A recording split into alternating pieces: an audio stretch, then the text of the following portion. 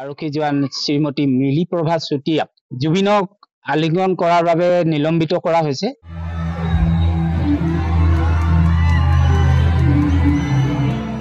জুবিনে তেওঁক আৰক্ষী বিষয়াগৰাকীক নিজে হাতবাল দি মাতিছে।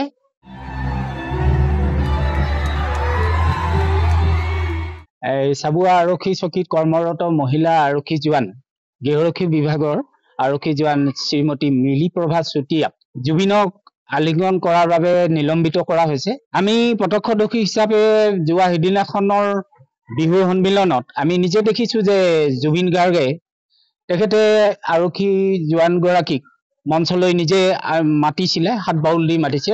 ভিডিঅ'টো চাগে আপোনালোকৰ সকলোৰে ওচৰত আছে, যে ভিডিঅ'টো দেখিব আপোনালোকে। জুবিনে তেওঁক আৰক্ষী বিষয়াগৰাকীক নিজে হাতবাল দি মাতিছে।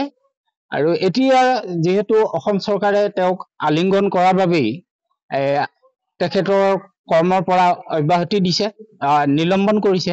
আমি এই কথাটোত অকণমান মৰ্মাহত হৈছো যে আৰক্ষী জোৱানগৰাকী এটা পৰিয়াল আছে।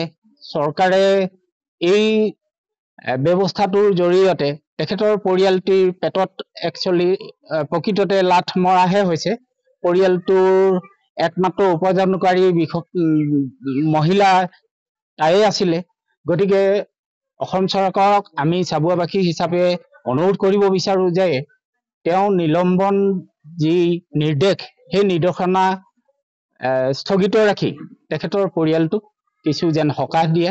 আমি চাবুৱাবাসী হিচাপে অসম চৰকাৰক সেয়াই অনুৰোধ কৰিছো।